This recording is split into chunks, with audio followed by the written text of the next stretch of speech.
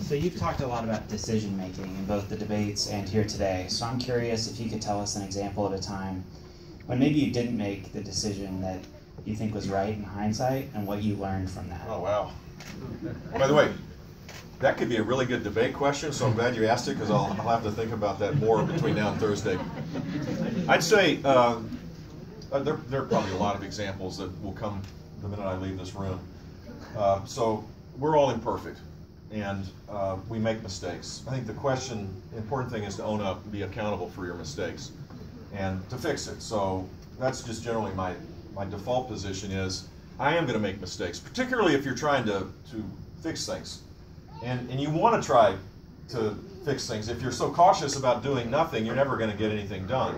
And sometimes along the way, you do make wrong decisions. I guess the big decisions that I made that ultimately worked out but created real hardship was the One Florida plan, which was a plan that eliminated affirmative action. In Florida, we had our admissions policies discriminated one group against the other. That African Americans and Hispanics had a lower threshold to get into public universities than whites. I just find that unfair. It's not American to me. The better way of dealing with this is to raise the outcomes for African American and Hispanic kids so that they qualify to go to universities based on their merit. And procurement, we had a 15% disc for minority-owned business. We had set-asides and a 15% preferential pricing. That's not fair. If you're a small business, it doesn't matter the color of your skin or your gender. Why would a woman-owned business or a Hispanic-owned business get a special treatment? It just doesn't make sense to me. Better to expand opportunities for minority-owned businesses rather than to discriminate against others. So that was the basis of my launching of this. It was pretty controversial. We launched it, we had a plan, we built on the plan, it looked like it was going well, and we stopped. Basically stopped doing the public communication strategy to give people a sense that this was the right thing to do and the fair thing to do. And then there was a response, a sit-in in my office, and then a 10,000 person protest.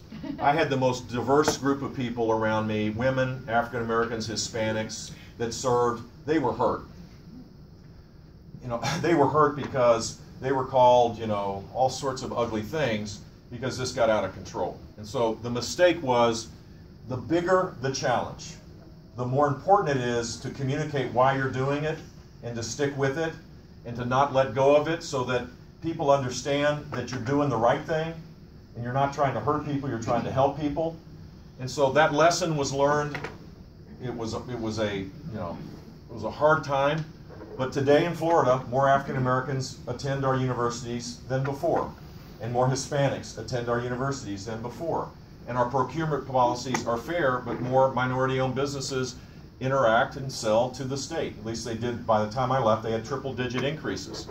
And so the lesson was that. It was a lesson of strategy and not sticking with it. Does that make sense? Thank you all very much.